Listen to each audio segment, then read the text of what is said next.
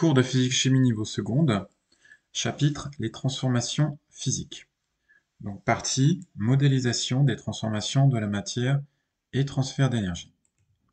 Donc au sommaire, nous verrons tout d'abord ce qu'est une transformation physique. Ensuite, petit 2, nous verrons les aspects microscopiques des changements d'état. Petit 3, cas particuliers des dissolutions. Petit 4, nous verrons comment écrire l'équation de changement d'état. Petit 5, nous verrons comment évolue la température lors d'un changement d'état. Petit 6, énergie de changement d'état. Petit 7, l'énergie massique de changement d'état. Et petit 8, nous distinguerons les transformations physiques endothermiques et exothermiques. Petit 1, qu'est-ce qu'une transformation physique? Définition, une transformation physique est une transformation au cours de laquelle les aspects chimiques se conservent. Cela signifie que l'état initial et l'état final du système sont constitués d'aspects chimiques de même nature et en même quantité. Si par exemple un système est composé de 2,5 mol d'eau, de 0,2 mol de dioxyde de carbone et de 3,2 mol de diazote, et qu'après une transformation on retrouve dans ce système uniquement 2,5 mol d'eau, 0,2 mol de dioxyde de carbone et 3,2 mol de diazote, on peut en conclure qu'il s'agit d'une transformation physique. Les principales sortes de transformations physiques sont les changements d'état, cela inclut les fusions, vaporisation, liquéfaction, solidification, sublimation et condensation. Il y a également les dissolutions, les formations de mélanges homogènes ou hétérogènes, les compressions ou détentes, le réchauffement ou le refroidissement d'un matériau. Petit 2. Aspect microscopique des changements d'état. Les différents changements d'état sont donc la fusion, la vaporisation, la liquéfaction, la solidification, la sublimation et la condensation. Donc lors d'un changement d'état, l'organisation microscopique des entités chimiques est modifiée. Donc cas de la fusion, lors d'une fusion, les entités chimiques initialement fixes les unes par rapport aux autres gagnent la possibilité de se déplacer tout en restant au contact les unes avec les autres. La fusion est le passage d'un état compact et ordonné à un état toujours compact mais désordonné.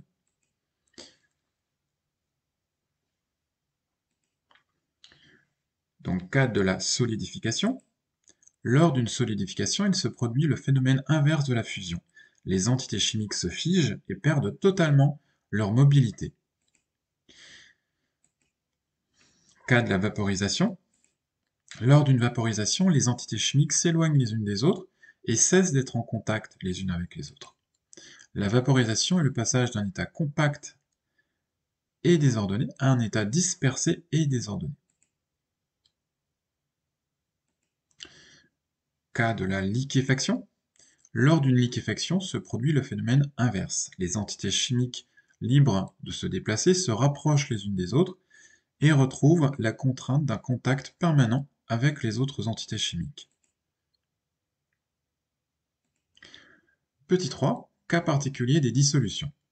Le cas particulier de la dissolution est évoqué ici car c'est un phénomène physique parfois confondu avec la fusion. En effet, lorsqu'un solide se dissout dans un liquide, il se forme un mélange liquide homogène, à condition de ne pas dépasser la limite de solubilité. Cependant, il ne s'agit pas d'un changement d'état.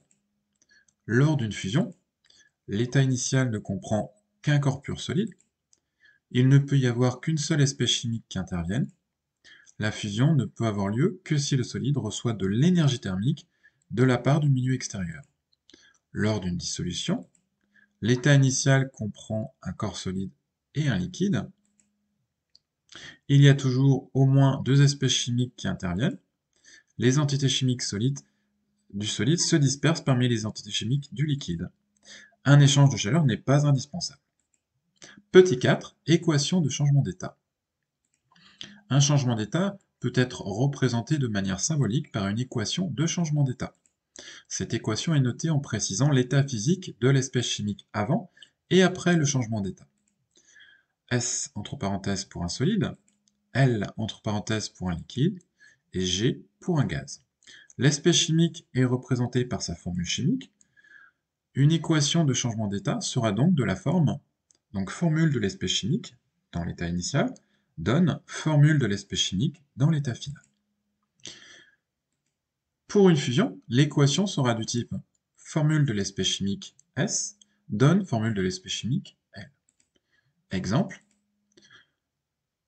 O, H2O, S solide donne O, H2O, L pour représenter l'équation de changement d'état de l'eau pour le passage de l'état solide à l'état liquide. Pour une solidification, l'équation sera du type formule de l'espèce chimique entre parenthèses L donne formule de l'espèce chimique entre parenthèses S. Exemple, H2O, L donne H2O, S. Pour une vaporisation, l'équation sera du type exemple, H2O entre parenthèses L et H2O entre parenthèses G. Pour une liquéfaction, l'équation sera du type, donc on a un exemple à nouveau, H2OG donne H2OL. Évolution de la température lors d'un changement d'état. Tout changement d'état d'un corps pur se fait à température constante. Sur un graphique montrant l'évolution de la température au cours du temps, le changement d'état d'un corps pur se manifeste par un palier, c'est-à-dire par une zone horizontale. La fusion d'un corps pur se fait à la température de fusion du corps pur. Tant que toutes les entités chimiques ne sont pas capables de se mouvoir, l'énergie thermique reçue ne provoque pas de hausse de température, mais permet de briser les interactions attractives qui s'exercent entre les entités chimiques du solide. Lors d'une solidification, le phénomène inverse se produit. La solidification survient à une température constante appelée température de solidification, qui a même valeur que la température de fusion. Donc température de solidification est toujours égale à température de fusion.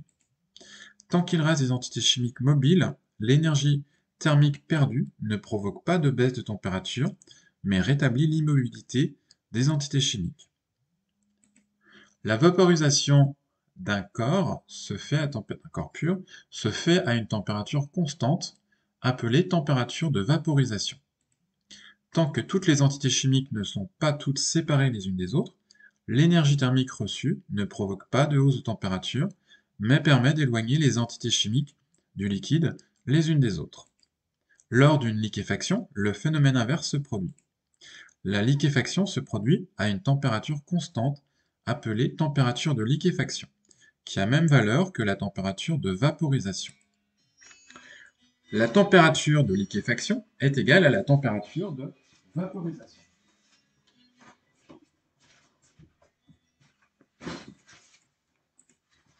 Tant qu'il reste des entités chimiques éloignées les unes des autres, l'énergie thermique perdue ne provoque pas de baisse de température, mais rétablit le contact entre les entités chimiques. Petit 6, énergie de changement d'état. Chaque changement d'état s'accompagne d'un échange d'énergie thermique. On utilise parfois le terme de chaleur entre le corps qui change d'état et le milieu extérieur. Cette énergie de changement d'état est notée Q et s'exprime en joules, J, comme toutes les énergies. Par convention, cette énergie thermique peut être positive ou négative, selon le sens de l'échange. Si un corps reçoit de l'énergie thermique, l'échange se fait du milieu extérieur vers le corps, alors cette énergie est positive, Q supérieur à 0. Si un corps cède de l'énergie thermique, l'échange se fait du corps vers le milieu extérieur, alors cette énergie est négative, Q inférieur à 0. L'énergie thermique échangée par un corps de masse m est proportionnelle à cette masse et à une grandeur caractéristique de ce corps appelée énergie thermique massique. L'énergie thermique échangée pendant un changement d'état peut donc être calculée grâce à la relation suivante. Q est égal à m fois L, où Q est l'énergie thermique échangée pendant le changement d'état en joules, m est la masse du corps ayant changé d'état en kilogrammes, L est l'énergie massique de changement d'état en joules par kilogramme. Petit 7, l'énergie massique de changement d'état. Chaque corps pur est caractérisé par une énergie massique de changement d'état qui lui est propre. Elle se note toujours L majuscule en précisant souvent le changement d'état concerné, fusion, vaporisation, etc. et en ajoutant parfois le nom ou la formule chimique de l'espèce chimique concernée. Elle s'exprime en joules par kilogramme. L'énergie massique de fusion se note L fusion ou L fuse. L'énergie massique de solidification se note L solidification ou L sol. L'énergie massique de vaporisation se note L vaporisation ou L vap. L'énergie massique de liquéfaction se note L liquéfaction ou L liq. Des changements d'état inverses possèdent des énergies massiques opposées. L solidification est égal à moins L fusion, L liquéfaction est égal à moins L vaporisation. Transformation physique endothermique et exothermique. Définition. Une transformation est dite endothermique si le système subissant la transformation reçoit de l'énergie thermique. Une transformation est dite exothermique si le système subissant la transformation cède de l'énergie thermique. Par conséquent, pour un changement d'état endothermique Q supérieur à 0 et L supérieur à 0, pour un changement d'état exothermique Q inférieur à 0 et L inférieur à 0. La fusion et la vaporisation sont toujours endothermiques, L fusion supérieure à 0 et L vaporisation supérieure à 0. La solidification et la liquéfaction sont toujours exothermiques, L solidification inférieure à 0 et L liquéfaction inférieure à 0.